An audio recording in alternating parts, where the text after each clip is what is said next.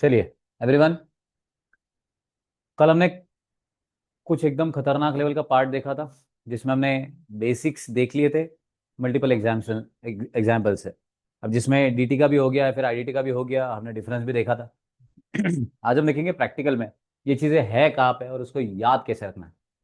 ये जो basic of taxes वाला जो थ्योरी वाला पार्ट है, इसके ऊपर बहुत रेयरली क्वेश्चन आया है। बट ये डीटी और आईडीटी का जो डिफरेंस वाला क्वेश्चन है, इनका क्या फेवरेट है मालूम नहीं। ये लास्ट टू लास्ट अटेम्प्ट आके गया, अभी वाला अटेम्प्ट में भी आके गया। अभी आपके अटेम्प्ट में आएगा कि नहीं, we know, we never know, but तभी भी ये याद रखो। क्यों? क्योंकि इसमें दोनों भी बेसिक के टॉपिक कवर हो जाते हैं, इसलिए ये इनका फेवरेट क्वेश्चन है, डीटी का भी और आईडीटी का भी। ठीक है। सो एक एक चीज करके हमने जो कल के लेक्चर में सीखा था वही आज के लेक्चर में रिप्रोड्यूस करके हम लर्निंग की कैटेगरी में चले जाएंगे। तो point number one, what is tax? तो टैक्स ये क्या होता है कि फीस कौन चार्ज कर रहा है? गवर्नमेंट, ऑन इनकम या फिर गुड्स या फिर प्रोडक्ट्स की प्राइस के ऊपर। आपने इनकम कमाया, थोड़ा सा मेरे को दे दो। आपने गुड्स बेचे, सर्विसेज दिया, उसके ऊपर थोड़ा सा मेरे को दे दो। जो कोई भी प्राइस, ये है गवर्नमेंट का काम, ये है टैक्सेस। टैक्सेस मतलब अल्टीमेटली क्या होता है? फीस चार्ज की जा रही है। तुम इनकम कमाएंगे, फीस में लूंगा। अन्याय लग रहा है ना? हाँ, लगने दो। उसके सिवा गवर्नमेंट चल भी नहीं सकती, समझे? कल को जाके गवर्नमेंट का पार्ट तुम लोग ही बनेंगे, और उस टाइम तुम लोग इसी चीज को जस्टिफाई भी करेंगे। क्योंकि हमने वो देखा ना, ये रोड कौन बनाएगा कल के एग्जाम्पल में? वो तो बहुत सारे लोग। तो क्या हर रोड बनाने वाले को हम रिचार्ज करते हुए घूमेंगे क्या? पॉसिबल है नहीं। ऐसी कितनी सारी चीजें, हमने कितने कल एग्जाम्पल देखे जिसमें गवर्नमेंट पैसा लगा रहा है। तो पैसा गवर्नमेंट के पास तभी आएगा जब हम लोग देंगे, और वो जरिया है इस टैक्स। क्लियर है? सो टैक्स मतलब क्या? तो ये फीस चार्ज बाय गवर्नमेंट है ऑन व्हाट? आपका जो इनकम या फिर गुड्स और प्रोडक्ट्स की प्राइस। इसके दो टाइप, पहला कौन सा आ रहा है? Direct tax, indirect tax. Direct tax मतलब क्या? If the tax is levied, levied मतलब ही गई चार्ज। ठीक है। कल तूने मुझे 100 रुपये ला के देना है बेटा। क्यों? देगा तू ऐसे 1 करोड़? दे ही दे रहा, तुम क्यों कब? ठीक है एवरीबॉडी, ये होता है चार्ज करना, और नेक्स्ट काम होता है कलेक्ट करना। समझा सबको? 100 रुपया में इसको चार्ज कर रहा हूं और आगे कलेक्ट कर रहा हूं, ये दोनों भी काम खाली गवर्नमेंट कर सकता है इंडिया में, और कोई नहीं। सो if the tax is levied, that is charged directly on the income or a wealth of a person, then it is direct tax. Example, income tax जो हम अभी सीखने वाले हैं। And here incidence and impact fall on same person. Guys इसका मतलब क्या है मेरे को नहीं समझा। इंसिडेंस और इम्पैक्ट सेम पर्सन के ऊपर गिरता है मतलब क्या? कैसे?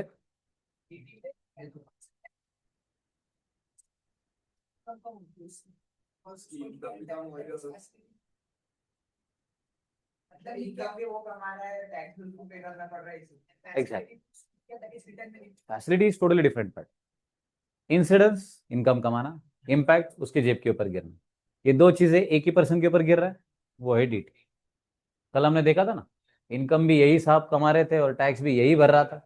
तो वो दोनों भी चीजें एक ही पर्सन के ऊपर, तो हमारे लिए क्या हो जाएगा गाइस? Direct taxes. उसका एग्जाम्पल अगर बोला जाए तो कौन सा रहेगा? Income tax. Next, indirect tax में if the tax is levied on the price of the goods or services, then it is an indirect tax. Example, GST, customs duty. In the case of indirect taxes, the person paying the tax passes on the incidence to another person, which means the incidence and impact fall on two different person. Government कभी भी guys किसी भी customer से tax directly नहीं लेगा indirect tax में। वो जो सेलर है उससे टैक्स मांगेगा। समझ में आया मैं क्या बोल रहा हूं? पता लगा लेना हो। ओके। सो देखिएगा गाइस, कभी भी गवर्नमेंट किसी कस्टमर से टैक्स वसूल नहीं करेगा। अदरवाइज आपने मैगी परचेस कर लिया तो आपको रिटर्न फाइल करना पड़ेगा। 15 रुपए की मैगी, 2 रुपए का टैक्स, 13 रुपए सेलर को। ऐसा आप करेंगे क्या हर बार? किराना माल भर लिया तो समझ रहे हो ना एवरीबडी। इसलिए हम लोग किसी सेलर से परचेस करेंगे, सेलर अपने से टैक्स लेके गई, वो गवर्नमेंट को देगा। एक्चुअली गवर्नमेंट किससे टैक्स लेने वाला? जेब अपनी। बट भाई पूछेगा वो सेलर को, तो यार वो सेलर को पैसे मांग रहा है, सेलर उसका बर्डन अपने ऊपर पास ऑन कर देता। इसलिए इंसिडेंस है सेल करना, इसलिए सेलर। और इम्पैक्ट है अपने जेब पे, ये जब दो लोगों के ऊपर गिर जाता है तो वहां पे आ जाएगा इनडायरेक्ट टैक्स। कल भी हमने ये देखा था, आज भी हम ये देख रहे हैं। इसका एग्जाम्पल अगर देखा जाए तो जीएसटी या फिर कस्टम्स ड्यूटी। ओके, इसके टाइप, तो गाइस पहला आ रहा है डायरेक्ट टैक्स में इनकम टैक्स, और सेकंड जो आ रहा है that is taxes from undisclosed foreign income and और एसेट्स। ये हो सकता है क्या? अनडिस्क्लोज्ड इनकम फॉरेन में हो सकता है क्या? फॉरेन में अपना जमीन वगैरह इन्वेस्टमेंट्स वगैरह हो सकते हैं? हो सकते हैं क्या? हाँ, हो सकता है। बट मैंने इंडियन गवर्नमेंट को गाइस वो डिक्लेयर ही नहीं किया, शो ही नहीं किया कि ये भी सिनारियो हो सकता है। हो सकता है, कोई प्रॉब्लम नहीं है उसमें। अब ऐसा इनकम, इनकम जनरेट होने के बाद अगर मैं गवर्नमेंट को शो कर रहा हूं, जो मैंने पहले डिक्लेयर किया था क्या? नहीं। जब मेरे को लगता है कि नहीं यार इससे प्रॉब्लम क्रिएट हो सकती है, तो मैं क्या कर रहा हूं, बाद में मेरा इनकम डिस्क्लोज कर रहा हूं किसको? इंडियन गवर्नमेंट को। तो उसके ऊपर भी गवर्नमेंट टैक्स चार्ज करती है, वो हेवी रहता नॉर्मल। अनडिस्क्लोज फॉरेन इनकम था, अगर गवर्नमेंट को पता चला, उसने नोटिस भेजा, बाद में अगर आप डिस्क्लोज कर रहे हो तो उसके ऊपर भी टैक्स चार्ज किया जा सकता है, वो भी डायरेक्ट टैक्स की कैटेगरी में ही आता है। ये बीच में किया था गवर्नमेंट ने डीमोनेटाइजेशन, याद है क्या? उसके पहले गवर्नमेंट ने डिक्लेरेशन दिया था कि आप अपना अनडिस्क्लोज जितना भी करप्शन का पैसा है, जितना भी फॉरेन सोर्सेज का पैसा है, वो सारा डिक्लेयर करो। तो लोग हंस रहे थे, बोले कुछ भी, ऐसा कौन करेगा? मैं कहूंगा कि मैंने चोरी की बोल के? गवर्नमेंट का ऐसा बोलना था कि अगर आपने ऐसा अनडिस्क्लोज पैसा अगर डिक्लेयर कर दिया तो 45%, 45% आपको टैक्स भरना है, 55% आपका। अब जो होशियार लोग थे उन्होंने डिक्लेयर भी कर दिया, 45% भर दिए, 55% रख लिए। ठीक है। बट जो हंस रहे थे, तेरे कैसे पॉसिबल है, मैंने करप्शन किया इतने रुपए का, उसमें से 45 दे के 55 रख के, मैं क्या पागल हूं क्या? मेरे को अगर बाद में पकड़ लिया या फिर सोर्स पकड़ लिया, ये वो करप्शन का मेरे पास कितना पैसा था वो पता चल गया, एक्शन ले लेगा गवर्नमेंट वगैरह वगैरह। इजी ले लिया गवर्नमेंट को। गवर्नमेंट ने बोला क्यों, क्या 1500 के नोट बैन। तुम्हारे पास करप्शन का पैसा रखा कैसा था? कैश में रखा था ना, तभी भी लूप होल था मैडम उसमें। लोगों ने गोल्ड एंड सिल्वर में कन्वर्ट कर लिया उसको। और उसके बाद से गाइस रास्ता थोड़ा सा डिफिकल्ट बन गया है इसका। तुम देखिए हाईएस्ट डिनोमिनेशन बाद में 2000 बना, 2000 बैन हो गया। अब हाईएस्ट डिनोमिनेशन 500 है। 500 अगर हट गया तो मुझे बताओ, 500 का नोट अगर खत्म हो जाता है तो हम में से किसके लाइफ पे इंपैक्ट गिरेगा? मेरे जेब में 20 ही निकले कल।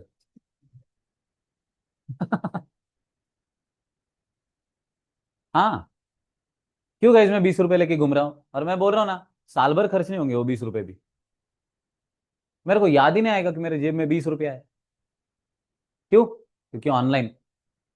तो 500 रुपए का नोट भी अगर बैन हो गया तो गाइस अपने लाइफ पे कोई फर्क नहीं गिरता। बट इसका फर्क उन्हें गिरता है जो 500 रुपए का कैश ट्रांजेक्शन कर रहे हैं। कैश ट्रांजेक्शन ट्रेसेबल नहीं है। जहाँ पे ट्रेसेबिलिटी खत्म होती है, ट्रेस ही नहीं कर सकता गवर्नमेंट, तो जो ट्रांजेक्शन गवर्नमेंट को मालूम नहीं उसके ऊपर टैक्स क्या लेगा? जब मैं ऑनलाइन पेमेंट करता हूं तो गवर्नमेंट को पता चल सकता है क्या? ऑब्वियसली सर, बैंकिंग ट्रांजेक्शन है वो, उसका ट्रेसेबिलिटी है। तो ऐसा 1 करोड़ करप्शन का दो, कैसे गूगल पे करता हूँ क्यूआर, ऐसा नहीं होता। समझा ना गवर्नमेंट? अरे कोई फोकट में वैसा सेट करेगा क्या? आपको उसके सोर्सेज बताने ही पड़ते हैं। समझा ना? इसीलिए गाइस ऑनलाइन ट्रांजैक्शन के ऊपर गवर्नमेंट का ज्यादा से ज्यादा स्ट्रेस होता है। But anyways undisclosed foreign income अगर आपने बाद में डिस्क्लोज कर दिए तो वो भी गाइस डायरेक्ट टैक्स का एक पार्ट है। उसके ऊपर गवर्नमेंट जो टैक्सेस चार्ज करेगा वो। इनडायरेक्ट टैक्सेस में जीएसटी और कस्टम, ये दो पार्ट है। यहाँ तक कोई डाउट? गवर्नमेंट टैक्सेस क्यों लेती है? The reason for levying taxes, levy मतलब क्या? चार्ज करना। Levying taxes is that they constitute the basic source of revenue for the government. Revenue storage is utilized for the meeting the expenses of the government like defense, provision of education, healthcare, infrastructure facilities like road, dams, etc. ये सब कुछ education हो गया, defence हो गया, medical health care वगैरह हो गया, ये सारी चीजें करने के लिए गवर्नमेंट वही फंड्स अपने लिए यूटिलाइज करता है। अब गवर्नमेंट को यह अधिकार किसने दिया? गवर्नमेंट को यह अधिकार किसने दिया? बहुत ध्यान से सुनना, पहले सिखाऊंगा बाद में पढ़ूंगा। पहले अपने को लर्न क्या करने का देखो, हाँ, एक स्टोरी बता रहा हूं। टू का टेबल, 2 4 6, याद रहेगा? हाँ, इधर तक ही मेरे को मालूम है आपको पूरा आ रहा है। ये 6 के बाद आ रहा है 7। मालूम है ना आपको? ये 2 का टेबल नहीं बेटा, गैप दिया है इसीलिए। याद रहेगा ना? ये थोड़ा सा मैथ्स आता है मेरे को। आगे आता है गाइस 8, और इस 8 के बाद वापस से लेके आने का है 2। याद रहेगा? ये जो 7 है, इस 7 को 3 कैटेगरीज में बांट देने का है, 1 2 3। याद रहेगा ये ड्राइंग? क्या सिखाया मैंने? 2 4 6, 2 का टेबल 6 तक, उसके बाद 7, 7 के 3 पार्ट, 1 2 3। 7 के बाद आ रहा है 8, और 8 और 2। याद रहेगा? अब हम पढ़ लेते हैं गाइस ये अपना पूरा का पूरा सेगमेंट। कैसा है? कोई भी चीज भारत में तब लागू होगी जब वो कॉन्स्टिट्यूशन में आएगी। इसलिए गवर्नमेंट को टैक्स वसूल करने का अधिकार तब होगा जब कॉन्स्टिट्यूशन में ये लिखा है। तो सर अगर कॉन्स्टिट्यूशन में ये लिखा है कि विवेक सर को टैक्स वसूल करने का, खर्च करने का अधिकार है, तो मैं कर सकता क्या? हाँ। प्रॉब्लम ये लिख कोई नहीं रहा। समझ में आ गया? तो तुम सब लोग गाइस एमपीज बन जाओ, रिजोल्यूशन पास करो कि विवेक सर को टैक्स वसूल करने का अधिकार होना चाहिए, ठीक है, और खर्च करने का भी, खाली वसूल करने का नहीं। और फिर कॉन्स्टिट्यूशन में अमेंडमेंट करके जब आप ये चीज कर लोगे तो मैं वसूल करूंगा सबसे लगान दोगुना। क्लियर है? फिर हम हमारे लिए खर्च करेंगे, ठीक है। फिर जब पब्लिक आपको मारेगी तो अपने को पता चलेगा अच्छा ये था वो प्रोविजन। तो कॉन्स्टिट्यूशन में अधिकार दिए गए, सर कहाँ पे लिखा है गवर्नमेंट को ये अधिकार दिया गया है? तो पहला आ रहा है आर्टिकल 246, दिख रहा है आपको? याद रखेंगे क्या? आर्टिकल 246 देखिए, the constitution of India gives the power to levy and collect taxes whether direct और indirect to the central and state government. दोनों भी गवर्नमेंट को टैक्सेस वसूल करने का अधिकार दिया गया है, ठीक है, दोनों भी गवर्नमेंट्स को। कौन सा? स्टेट गवर्नमेंट फडणवीस सरकार, सेंट्रल गवर्नमेंट मोदी सरकार, दोनों भी गवर्नमेंट को टैक्सेस वसूल करने का अधिकार है। The union and the state governments are empowered to levy taxes under article 246। क्या हमने अभी ये लर्न किया है? ये है article 246 of the constitution of India. Schedule कौन सा है रे? 7। 246 के बाद क्या आ रहा है? 7। तो द आर्टिकल 246 कंटेन 3 लिस्ट। तो 7 के 3 पार्ट। पहला part union list, second state list, third concurrent list. ये हमने फाउंडेशन में भी सीखा था। 7 शेड्यूल के 3 पार्ट होते हैं। पहला है भाई यूनियन लिस्ट, जिसमें लॉ बनाने का अधिकार किसके पास है? Only central government. State list में स्टेट गवर्नमेंट, कॉन्करेंट में दोनों को। ऐसे बहुत सारे मुद्दे हैं जिनमें दोनों भी गवर्नमेंट गई लॉ बना सकती है। कुछ दो एग्जाम्पल भी मैंने यहाँ पे दिए, जैसे कि एग्रीकल्चर हो गया, एजुकेशन हो गया, वगैरह वगैरह। बहुत सारी लिस्ट है कॉन्करेंट की भी। तो कुछ ऐसे सेगमेंट है जिसमें स्टेट गवर्नमेंट लॉ बनाएगी, कुछ ऐसे सेगमेंट है जहाँ पे यूनियन बनाएगी, और कुछ है जहाँ पे दोनों भी। क्लियर है ना? कोई डाउट है यहाँ तक? तो ये 3 लिस्ट, उसमें से ये जो पहला लिस्ट है ना, यूनियन लिस्ट, इसके एंट्री नंबर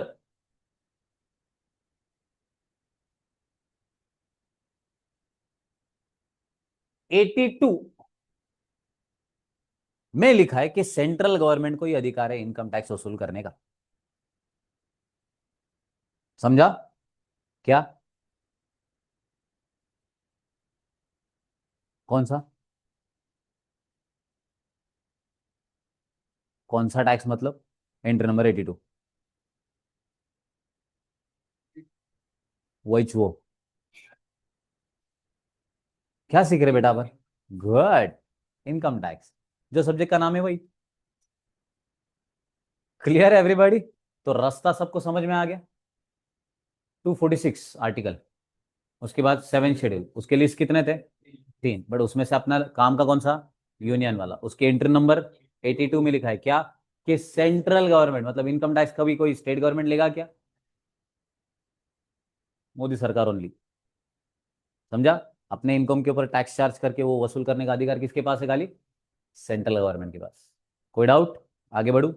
चलिए, अब income tax laws in India, components of income tax law. पहला आ रहा है income tax act, next annual finance act, next income tax rules, next circular notification, and next legal decision of courts. 5 component है जिससे अपना ये income tax बना। वही सीखने के लिए है ना अपने को। कौन से 5 कंपोनेंट्स है? तो पहला कौन सा आ रहा है? Income tax act 1961। Next year से यही 2025 बन जाएगा। क्लियर है ना? चेंजेस सेक्शन में होंगे, कंसेप्ट में नहीं। अमाउंट में होंगे, कंसेप्ट में नहीं। कुछ चीजें एलिमिनेट कर देगा, बाकी और कुछ भी चेंजेस नहीं होने वाले। समझ में आ रहा है ना एवरीबॉडी? अब देखिए, इनकम टैक्स एक्ट 1961 याद कैसे रखने का? इसको उल्टा पुल्टा कैसे भी देखो 1961 ही रहता, 180 डिग्री।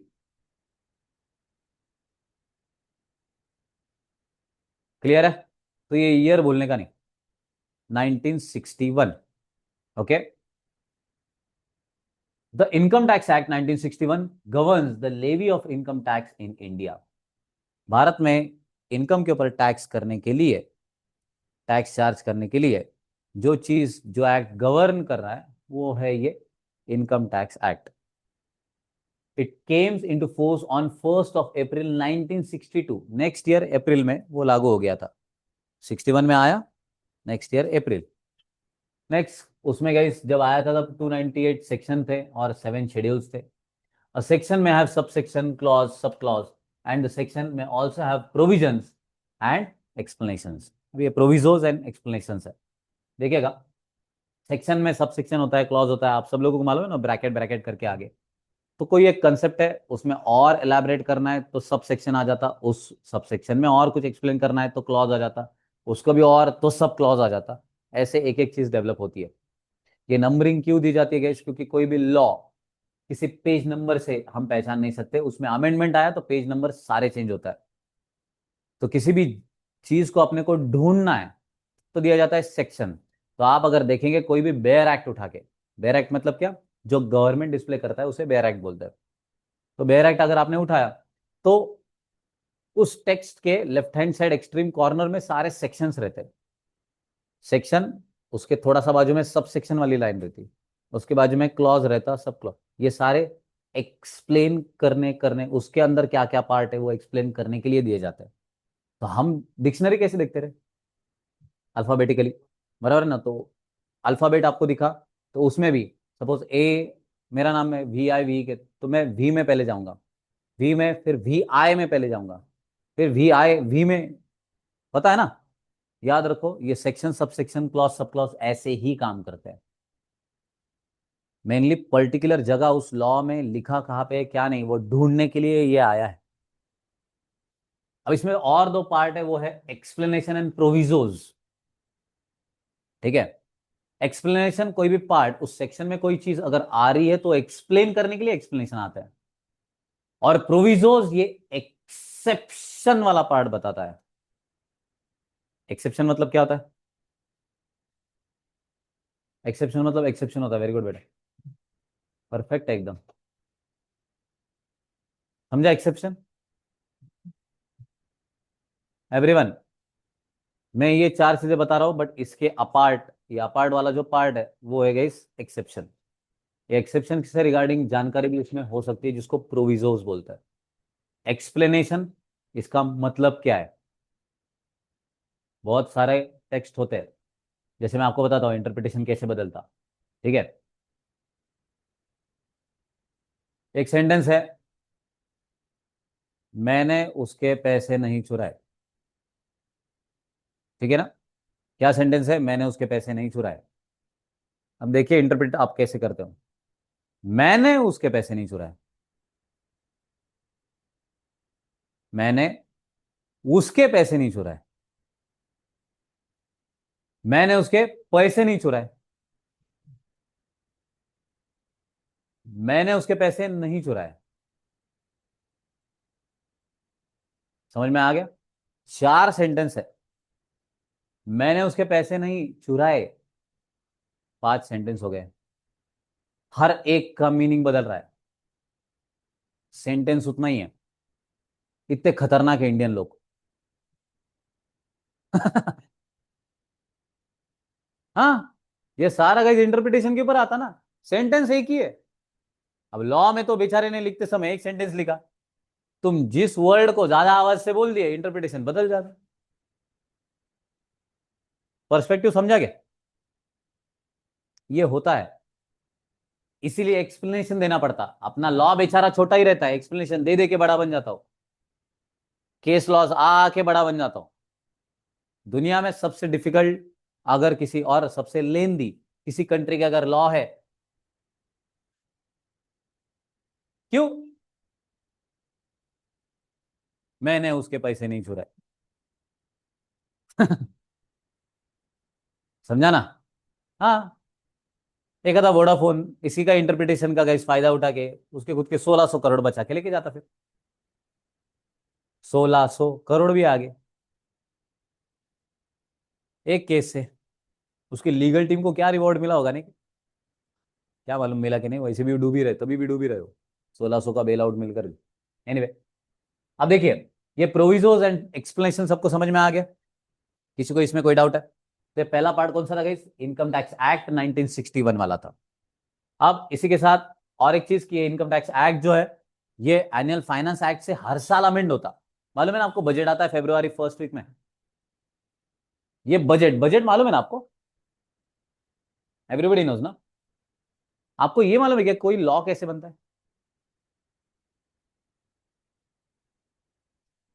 क्या मालूम किसने सिखाया फाउंडेशन? किसको? लॉ को?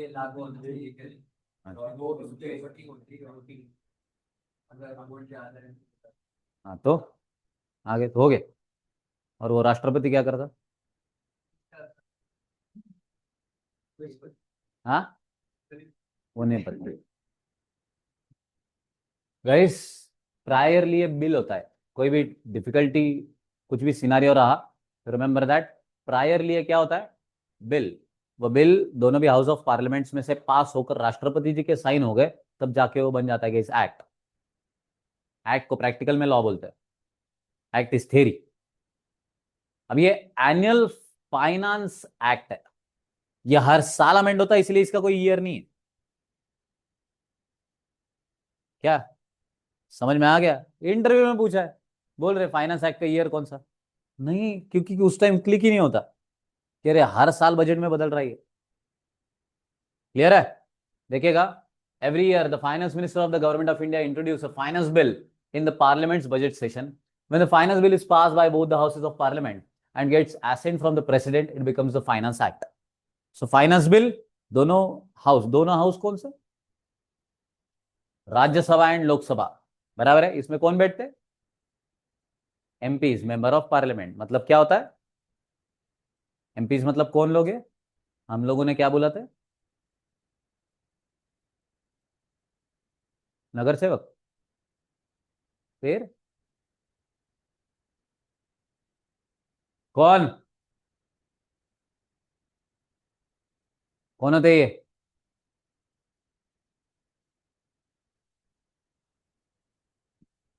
खासदार। याद रहेगा क्या? तो वो यहाँ पे वोटिंग करेंगे, फिर वो एक्ट पास हो जाएगा, तब जाके गाइज वो फाइनेंस एक्ट में तब्दील होगा, तब तक वो फाइनेंस बिल होता है। ये यूजुअली गाइज पहले मार्च एंडिंग में वगैरह डिस्प्ले करते थे। क्यों? क्योंकि पहले से प्रथा चलते आ रही थी बोले। और वो करते समय भी शाम के 6:30 बजे करते थे। क्यों? पहले से चलते आ रहा है। वो जो चीज थी वो सूटकेस में लेके आते थे। क्यों? पहले से चलते आ रहा है। हाँ। क्या लॉजिक है, क्या करने का, कुछ कुछ लेन देन नहीं। गवर्नमेंट में जब चेंज आ गया, तो ये चीजें चेंज करके जो मार्च महीने का बजट था गाइस, वो फेब्रुआरी, वो भी स्टार्टिंग में कर दिया गया। क्योंकि फेब्रुआरी में जब बजट सैंक्शन होगा उसके आगे आपको 1 महीना 1.5 महीना मिलेगा, जिसमें वो बजट कैसा है ना, सैंक्शन हुआ तो एंटर दबाया पैसे चले गए, ऐसे नहीं होता है। उतना पैसा गए सैंक्शन होने के बाद वो अलग अलग चैनल्स थ्रू अलग अलग राज्य कामों में बांटना पड़ता है। इसके लिए लगता है ड्यूरेशन, और वो ड्यूरेशन मिल सके, उसमें कुछ चेंजेस करने हैं तो भी टाइम मिल सके, इसलिए फेब्रुआरी फर्स्ट वीक में आपको बजट डिस्प्ले दिखेगा। 6:30 बजे क्यों था? तो ब्रिटिशर्स का घड़ी ऐसा है कि इसके आपने अभी जो आपका, अगर आपके पास एनालॉग घड़ी है, एनालॉग मतलब जिसमें काट है, तो वो घड़ी को अगर आप 180 डिग्री में घुमा दो तो जितना बजा है आपको दिखेगा उतना अभी इंग्लैंड में बजा है। उस घड़ी को अगर आपने 180 डिग्री घुमा दिया, तो आपने अगर 6:30 को उल्टा कर दिया, 6:30 अगर उल्टा कर दिया तो 12 बजते हैं ना, तो 12 बजे इंग्लैंड में बजट पेश होता था। तो उनके जहां जहां पे भी राज्य थे वहां पे हर जगह पे बजट पेश होता था ब्रिटेन के अंडर। इसलिए वो उनके 12 के हिसाब से अपने यहाँ पे 6:30 बजते थे तो 6:30 बजे बजट डिस्प्ले करते थे, तो हमने वही कैरी कर लिया था। एंजॉय। तो वो सारा सिनारियो चेंज करके अब जो बजट आता है गाइस वो सुबह आता है। वो सूटकेस नहीं, अभी तो लैपटॉप आ गया। समझा? तो ये सारी चीजें गाइस अमेंड हुई, चेंज हुई इस एक्ट की तरह ही। ये हर साल चेंज होगा। इसके 4 पार्ट जो अपने डायरेक्टली गए इस टॉपिक से है। पहला, rate of taxes applicable for the current assessment year. Current assessment year के लिए कौन से टैक्स रेट एप्लीकेबल है वो। Part 2, tax deducted at source. TDS मालूम है कि आपको, जहां पे इनकम जनरेट हुआ वहीं पे टैक्स डिडक्ट करके ले लेते हैं। Part 3 advance tax. ठीक है, at the end of the year tax ना भरते हुए आप जिस टाइम इनकम कमा रहे हो उसी ईयर में टैक्स भरो, उसका प्रोविजन है, सीखेंगे अपन। And net agricultural income. Agricultural income is totally exempt from tax system. ये भी अपने लिए टॉपिक है। तो 4 पार्ट। अभी के लिए कितना टैक्स रेट है, टीडीएस कितना होगा, एडवांस टैक्स का क्या, और एग्रो इनकम का क्या। ये 4 पार्ट याद रहेगा। कभी पूछा नहीं है बट देखे रखा है। नेक्स्ट आ रहा है इनकम टैक्स रूल्स 1962।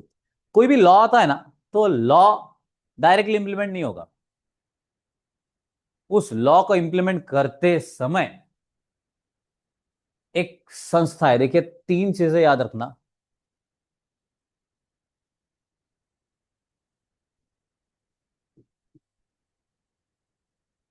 याद रखेंगे कि ये, नहीं तो इधर ही भेजूंगा, याद रहेगा। बट पढ़ते समय उल्टा आना।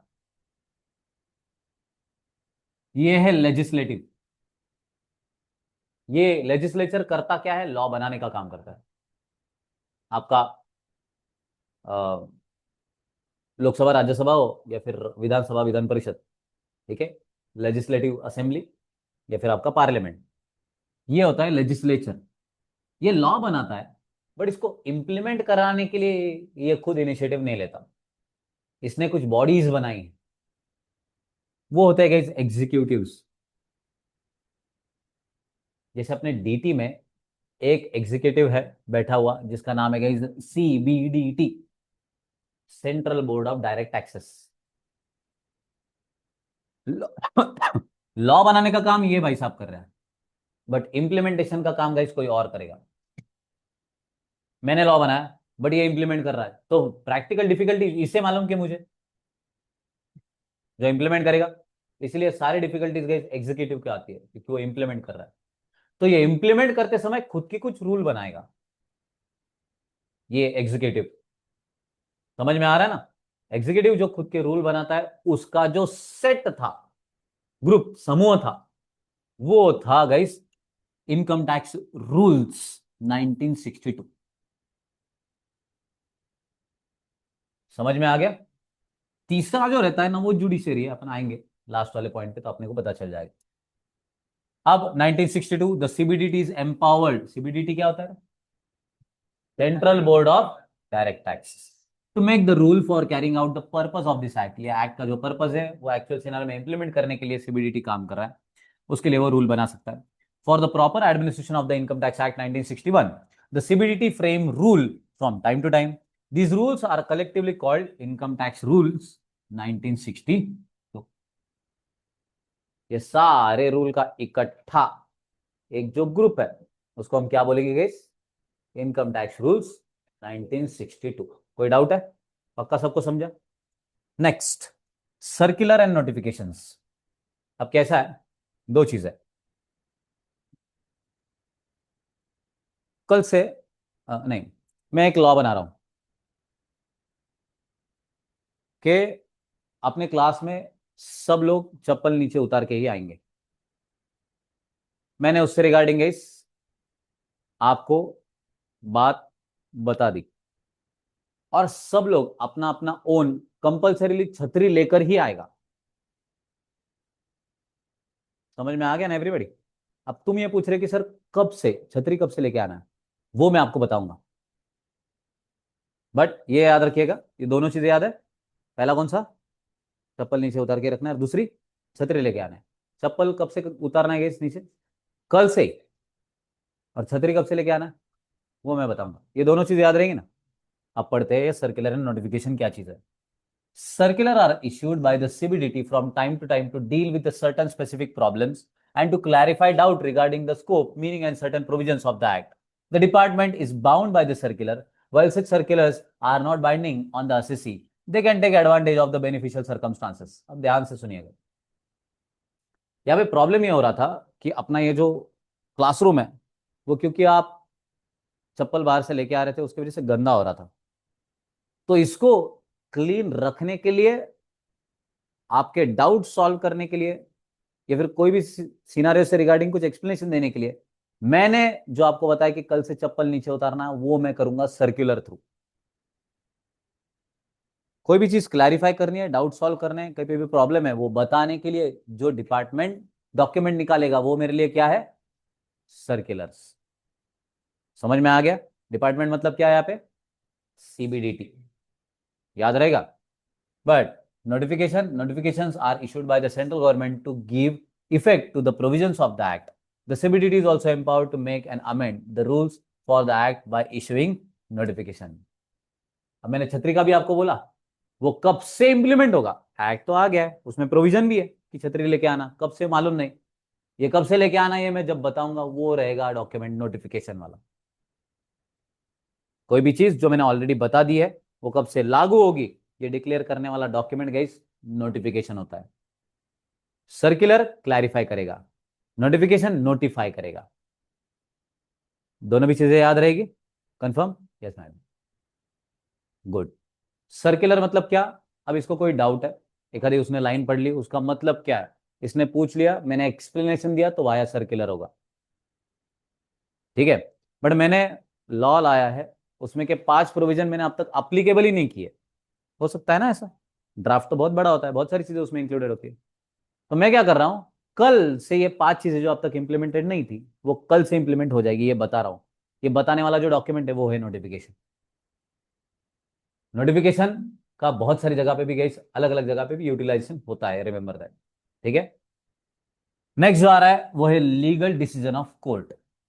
अब लेजिस्लेचर ने लॉ बना दिए, एग्जीक्यूटिव ने इंप्लीमेंट कर दिया, क्लैरिफिकेशन भी दे दिया सर्कुलर नोटिफिकेशन थ्रू। अब हो जाता है गैस डिपार्टमेंट और असेसी के बीच में झगड़ा, और झगड़ा सॉल्व करने का काम एग्जीक्यूटिव नहीं करता, क्योंकि वो खुद ही झगड़े में इन्वॉल्व है। तुम मारामारी कर रहे हो, तुम ही सॉल्व कर रहे हो, ऐसे नहीं होता। तो जब झगड़ा होगा, तो वो केस फाइल होगा गाइस कोर्ट में, दैट इज जुडिशियरी। और जुडिशियरी अपने भारत में जो कोई भी जजमेंट प्रोनाउंस करेगा, वो लॉ ऑफ द लैंड बन जाता है। समझा सबको एवरीबॉडी? क्या बन जाता है वो? Law of the land. इसलिए देखिए, the study of the case laws is an important and unavoidable part of the study of income tax law. The parliament cannot conceive and provide for all possible issues that may arise in the implementation of any act. Hence, the judiciary will hear the dispute between the assessee and the department and give decisions on various issues. The Supreme Court is the apex court of the country, and the law laid down by the Supreme Court is the law of the land. The decision given by the various high courts will apply in the respective states in which such high courts have jurisdiction. तो अपने पास सर्वोच्च न्यायालय कौन सा है? उच्च न्यायालय। अपने यहाँ पे हाई कोर्ट कहाँ पे है? सुप्रीम कोर्ट में। कहाँ पे अपने पास हाई कोर्ट? मुंबई में। उसके दो बेंच बैठे हैं, एक नागपुर और एक अपना सिटी। समझा एवरीबॉडी? क्लियर है ना? गुड। किसी को कोई डाउट इसमें? तो ये सुप्रीम कोर्ट ने अगर आदेश दे दिया पूरे भारत में लागू, हाई कोर्ट ने आदेश दे दिया तो उसके राज्य के लिए लागू या फिर उसकी टेरिटरी के लिए लागू। मेनली हाई कोर्ट मुंबई में था। ये दो बेंच क्यों बनाए? क्योंकि मुंबई का हाई कोर्ट पूरे महाराष्ट्र के लिए था, इतना पॉपुलेशन है भाई, संभाला नहीं। तो मुंबई का पश्चिम महाराष्ट्र को दे दिया, नागपुर का विदर्भ खानदेश के लिए दे दिया, और छत्रपति संभाजीनगर का औरंगाबाद जो कोर्ट है वो मराठवाड़ा के लिए दे दिया।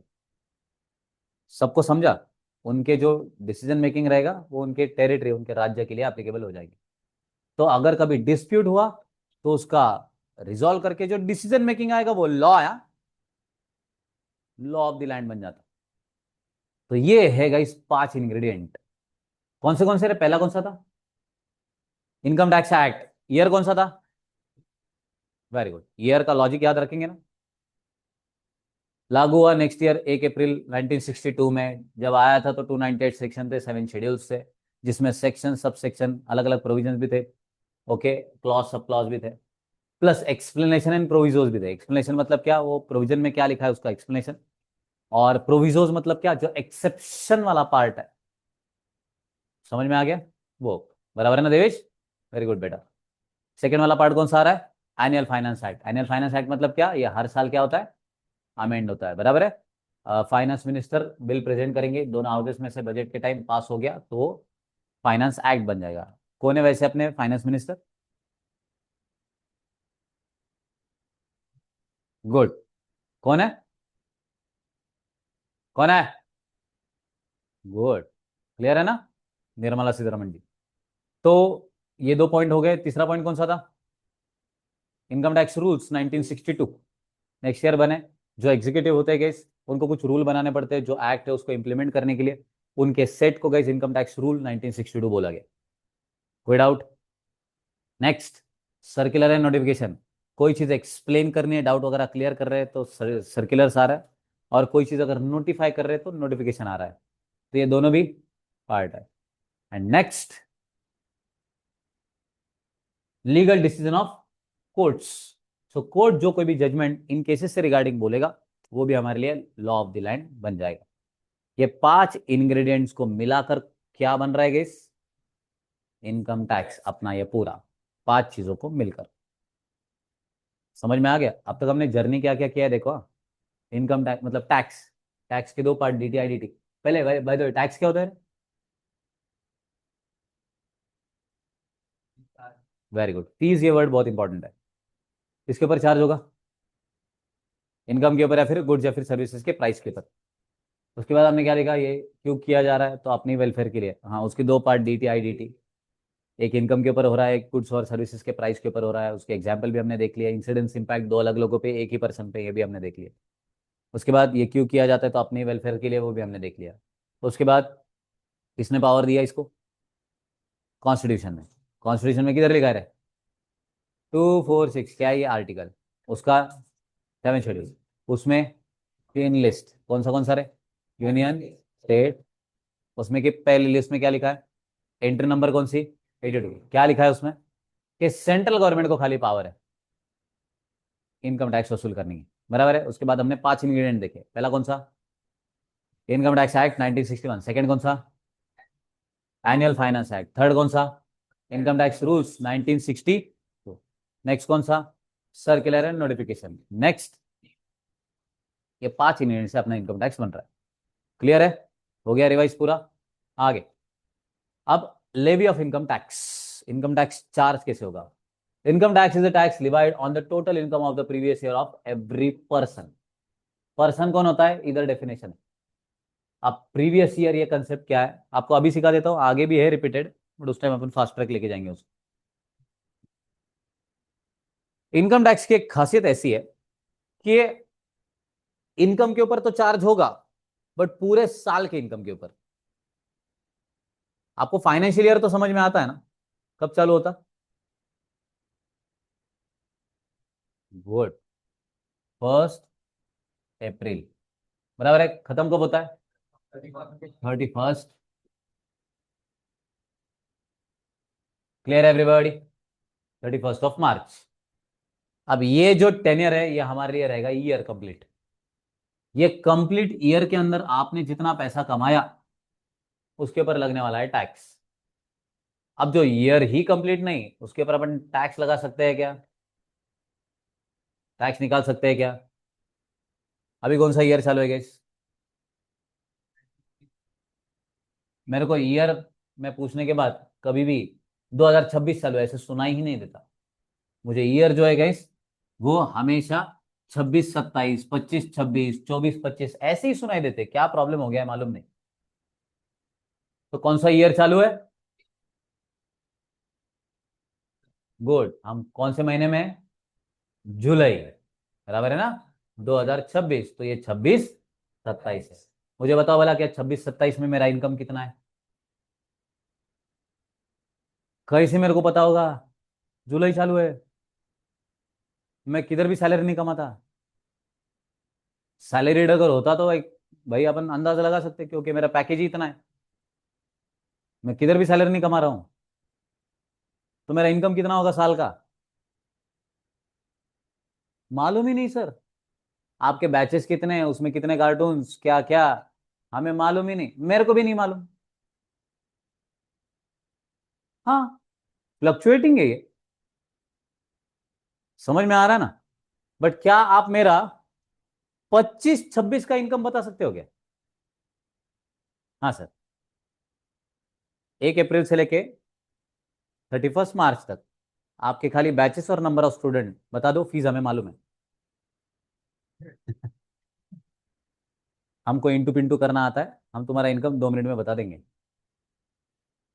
क्यों? क्योंकि उसका डेटा अवेलेबल है। तो हमेशा याद रखना, आज अगर मैं इनकम कैलकुलेट कर रहा हूं तो जिस ईयर में मैं इनकम कैलकुलेट करता हूं वो होता है असेसमेंट ईयर। AY, क्या बोलते हैं उसे? असेसमेंट। और जिस साल का मैं इनकम फेच कर रहा हूं वो है प्रीवियस ईयर, PY। हमारे लिए जो डेटा इंपॉर्टेंट रहेगा वो हमेशा PY का रहेगा, प्रीवियस ईयर, जो कंप्लीट हो चुका है। जैसे करंट, आज के दिन अगर मैं बोलूं तो मेरे लिए प्रीवियस ईयर होगा 25 26। 25 26 खत्म कब हुआ होगा? 31 मार्च। क्या हो चुका है वो खत्म? तो रिमेंबर दैट, वो मेरे लिए PY। इसलिए प्रीवियस ईयर का इनकम हमारे लिए फेच करना, उसके ऊपर के प्रोविजंस उसके ऊपर अप्लाई करना, यही हमारे लिए सबसे प्राइमरी पार्ट रहेगा। इसलिए लाइन क्या है? Income tax is a tax divide, मतलब charge on the total income of the previous year of every person. Person का डेफिनेशन क्या? इंडिविजुअल। HUF, मालूम है आपको? HUF, हिंदू अनडिवाइडेड फैमिली, मालूम है क्या? कर्ता होता है, को पर्सनर्स होते हैं, मालूम है आपको ये? अपने पास इसके भी डेफिनेशन है, उसका भी एक्सप्लेनेशन मैं देने ही वाला हूं। Next, AOP, association of person, या फिर BOI, body of individuals. Firm मतलब पार्टनरशिप फर्म होता है, कंपनी आप सब लोगों को मालूम है। ये सारा, जब भी कभी मैं पर्सन बोलूं तो पर्सन के डेफिनेशन में ये सारे लोग आ गए, याद रखना।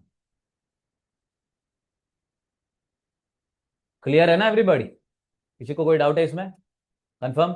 अब AOP और BOI ये कंसेप्ट अपने को अब तक मालूम नहीं है क्या है। ये लोगों का ही समूह है, लोग इकट्ठा आके ही इस काम कर रहे हैं। इनका मोटिव है प्रॉफिट कमाना, या फिर नॉट फॉर प्रॉफिट भी हो सकता है, कोई प्रॉब्लम नहीं। ठीक है ना? तो ये दोनों भी क्या है? एंटिटीज। लोग इकट्ठा आकर के एक मोटिव के लिए काम कर रहे हैं, दैट्स इट। ठीक है, हम सीखेंगे, don't worry about it. So person के डेफिनेशन में कौन कौन आ रहा है? Individual, HUF, Hindu undivided family. Association of person, body of individuals. Firm मतलब पार्टनरशिप फर्म आपका, और कंपनी। यहां तक किसी को कोई डाउट है क्या? कंफर्म सबको सब कुछ समझ में आ गया? ओके। अब देखिएगा, अब जो जर्नी चालू हो रहा है ना वो है 13 स्टेप्स। ये 13 स्टेप्स आपने बाय हार्ट लर्न करना है। मैं इधर ही रटा के लूंगा, इधर ही, मुझे आपके ऊपर पूरा भरोसा है। क्लियर है? प्लीज रिमेंबर, 13 स्टेप्स अगर लर्न हो गए तो जैसे जैसे हम एक एक टॉपिक सीखते जाएंगे तो 13 स्टेप को रिकॉल करना आपको पता चलेगा कि 13 स्टेप्स में से हमने क्या सॉल्व किया। ये 13 स्टेप्स मतलब ही इनकम फेच करके उसके ऊपर टैक्स लगाना है। That's it. ये 13 स्टेप्स ही है गाइस जो इनकम कंप्यूट कराना और उसके ऊपर टैक्स लगाना सिखाएंगे। इतना ही है डीटी। अब उस 13 स्टेप्स में पहले 8 स्टेप इनकम फेच करने के लिए है और रिमेनिंग 5 स्टेप टैक्स से रिलेटेड है। 13 के दो पार्ट। पहला कौन सा? 8। 8 में क्या है? इनकम। अरे इनकम कंप्यूट किया तो टैक्स लगा पाएंगे ना। मुझे बताओ, टैक्स आप पूरा सीख लिया, इनकम गलत गलत बता दिया किसी ने आपको, तो आपका टैक्स का अमाउंट सही रहेगा क्या? होता है नहीं? क्लाइंट को नोटिस आ जाता, वो तुम्हारे पास लाके देता, सर तुमने रिटर्न फाइल किया था, मेरे को नोटिस आ गया है। फिर आप देखते उसको थोरोली, फिर आप बोलते अरे ये इनकम कौन सा है, तूने मेरे को ये इनकम ही नहीं बताया, तो रिटर्न गलत फाइल होगा ही ना। इसलिए पहला काम है प्रॉपरली इनकम कंप्यूट करो। समझा? अब हम देखेंगे पहले 8 स्टेप्स। पहला जो स्टेप है गाइस वो है रेसिडेंशियल स्टेटस ढूंढने का। इसके बाद जो अपना टॉपिक आता है वो रेसिडेंशियल स्टेटस वाला ही है। पहला टॉपिक अपना डिटर्मिनेशन ऑफ रेसिडेंशियल स्टेटस। क्या आप भारत के नागरिक हो? नागरिकत्व इज सिटीजनशिप। सिटीजन और रेसिडेंस ये दोनों भी चीजें अलग अलग हैं। क्या आप भारत के रेसिडेंट हो? कैसे? हो। आप हो? आप आप हो दोस्त? कैसे? तो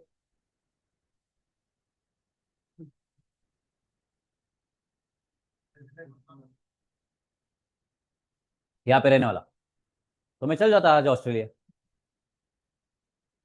उधर का रेसिडेंट हो जाऊंगा ना।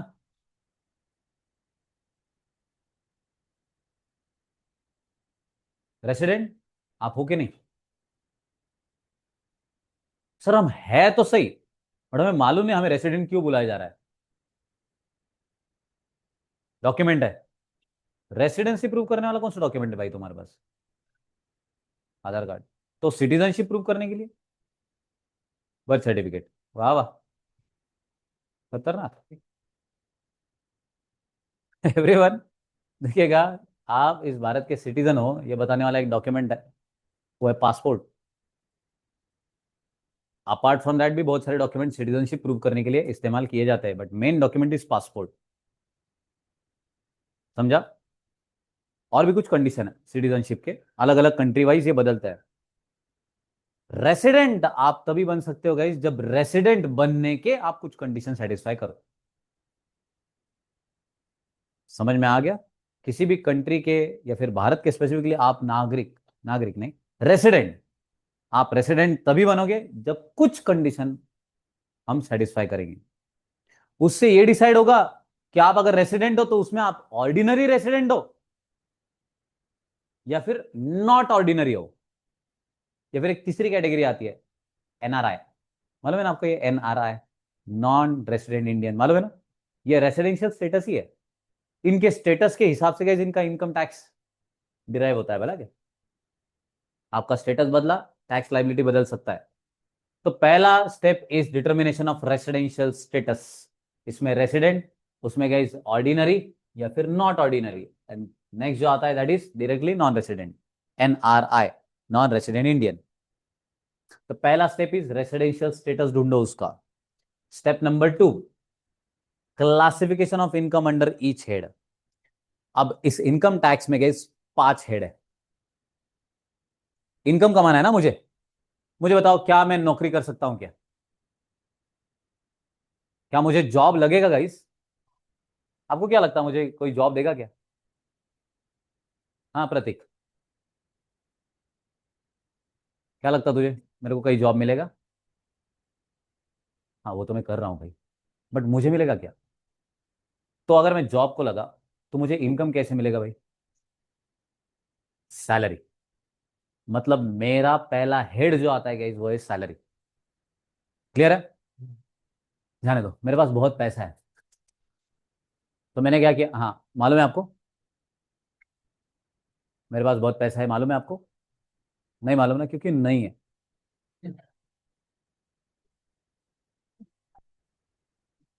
नहीं बोला ना वो, पर्सनल। बहुत ही बड़बड़ कर रहा हूँ ऑफिस में आज। ठीक है, पैसे 20 रुपए, एवरीवन। हाँ होते थे। अब देखिएगा, सपोज मेरे पास बहुत पैसा है, इसलिए मैंने क्या किया, रियल एस्टेट मतलब घर, हाँ, हाउस प्रॉपर्टी में मैंने इन्वेस्टमेंट किया है। अब मेरे पास 10 घर हो गए, मैं कितने घरों में रहूं? चलो कम ऑन गाइस, एक, ऑब्वियस। बाकी के 9 का क्या करूं?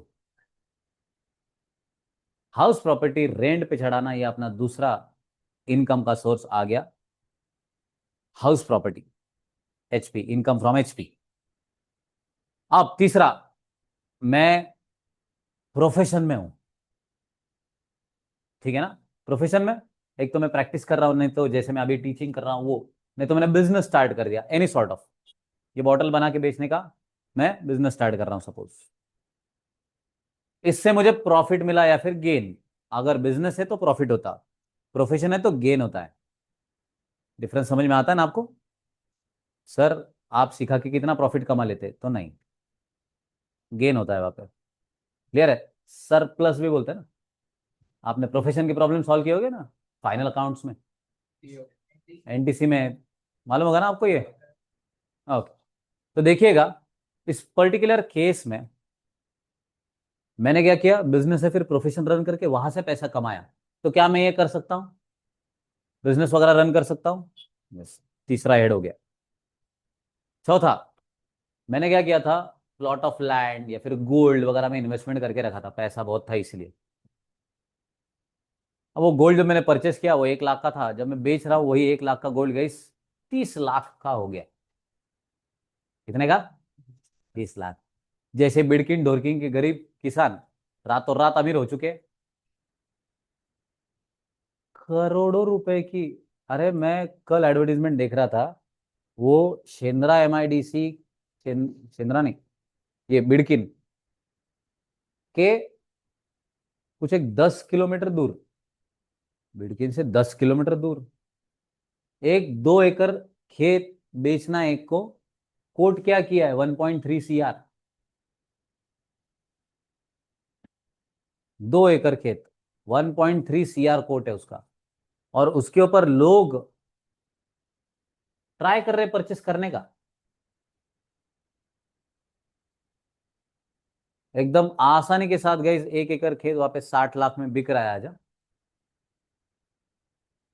जिस खेती को मैं आपको प्रैक्टिकली बता रहा हूं, 5 से 7 साल पहले या फिर 8 साल पहले 10-12 लाख रुपए का भी भाव नहीं था।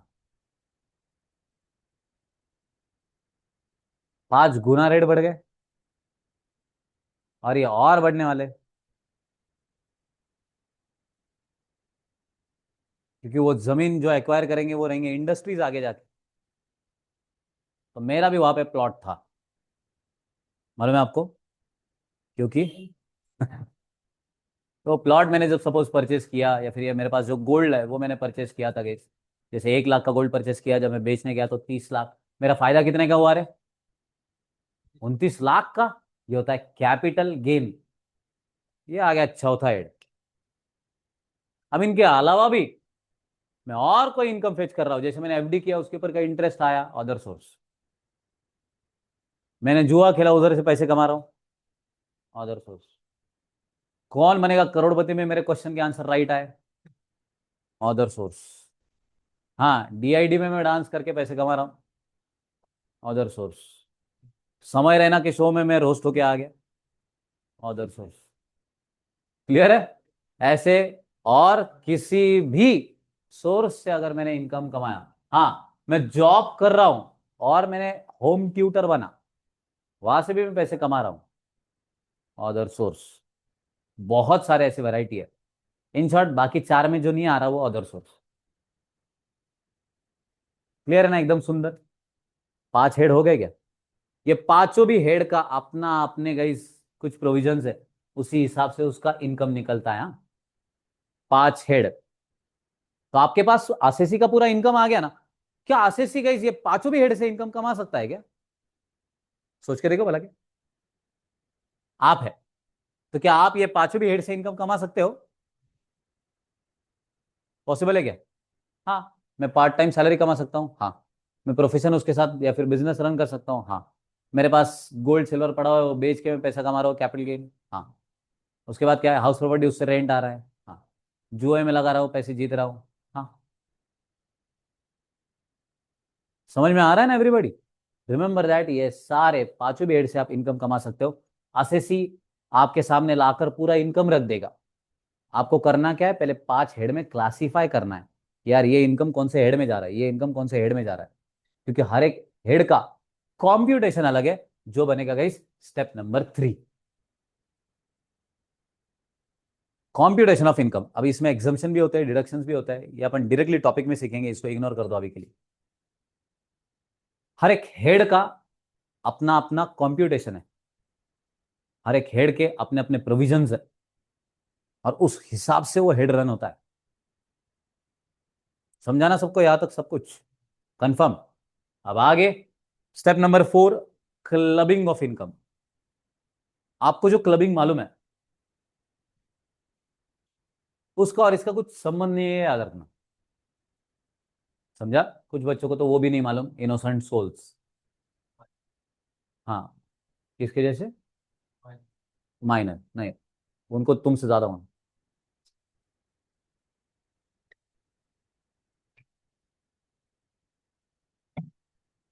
देखिएगा, क्लबिंग, अब इशू क्या है, गवर्नमेंट ने क्या किया ना कि एक सर्टेन लेवल तक इनकम को एग्जाम करके रखा है कि आप यहां से यहां तक कमा रहे हो ना, तो टैक्स मत दो यार, इनकम टैक्स रहे क्यों ना। तो जस्ट एक आप इमेजिन कर लो, सपोज 4 लाख का वो ब्रैकेट है, कि पहले 4 लाख तक अगर कोई इनकम कमा रहा है पूरे साल भर में, तो उसके ऊपर टैक्स मत दो। अब मैं ना 12 लाख रुपए सपोज कमा रहा हूँ। कितने?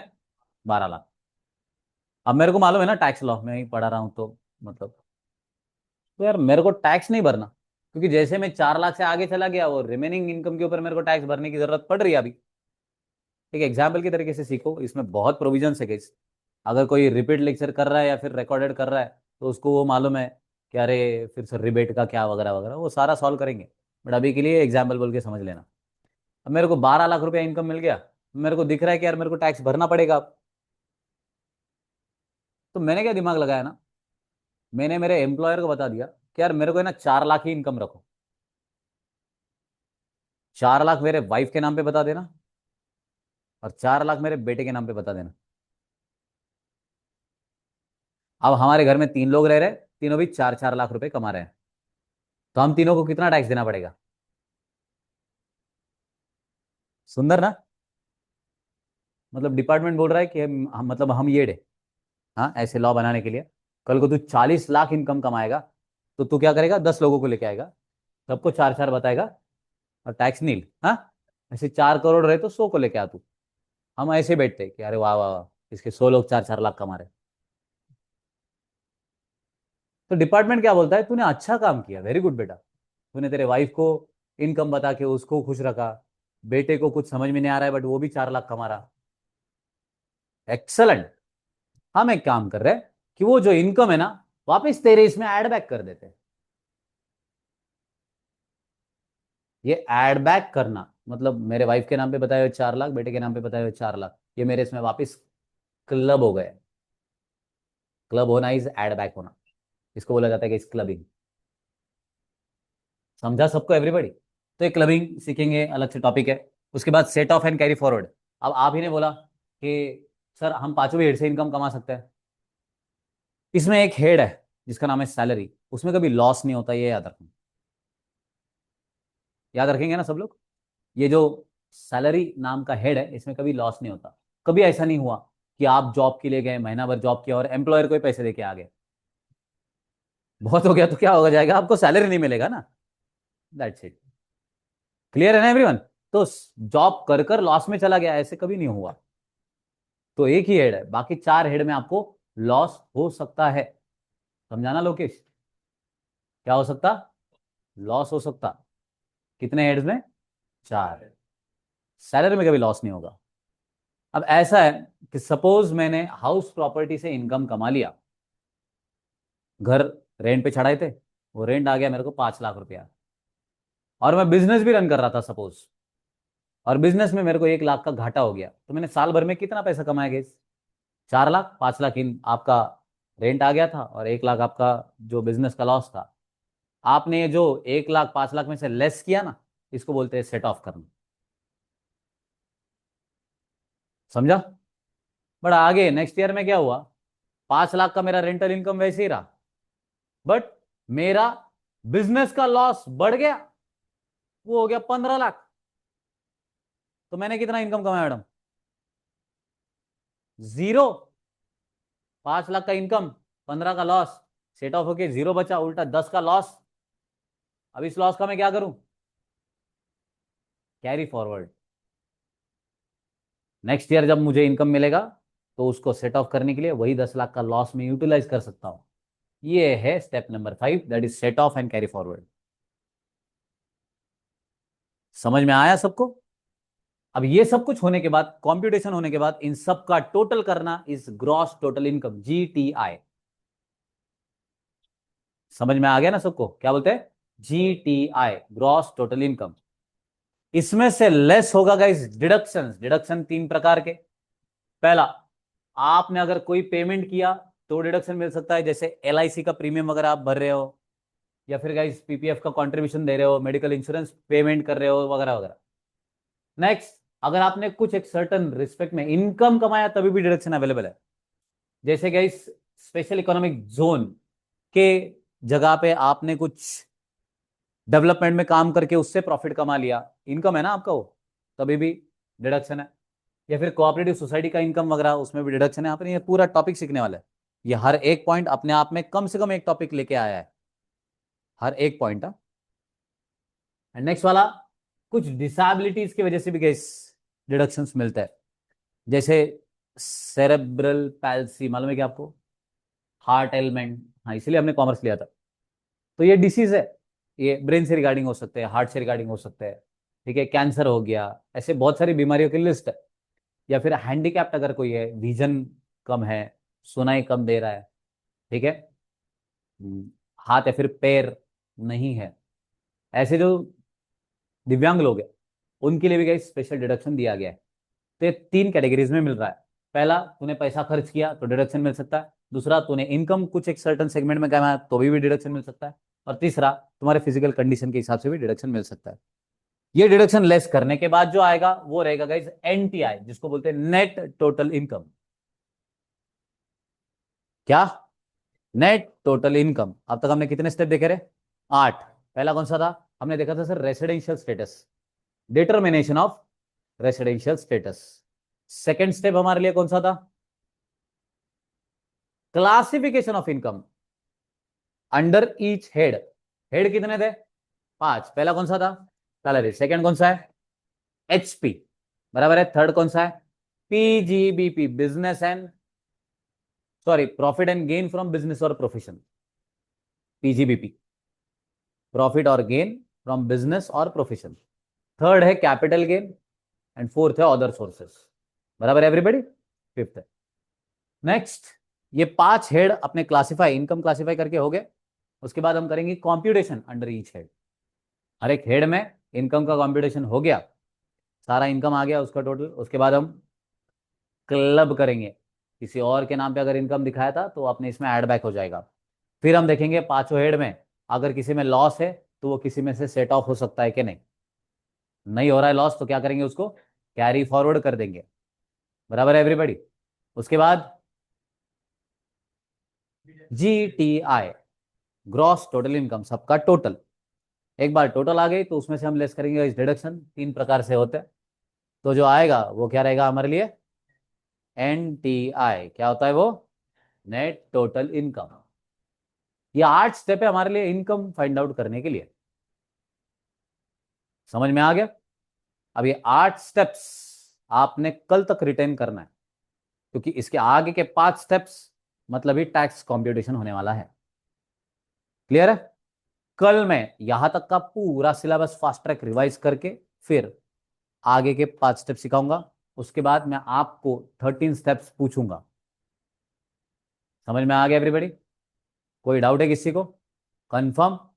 चलिए, that's it for the day. Online student किसी को कोई डाउट है क्या? एवरीवन?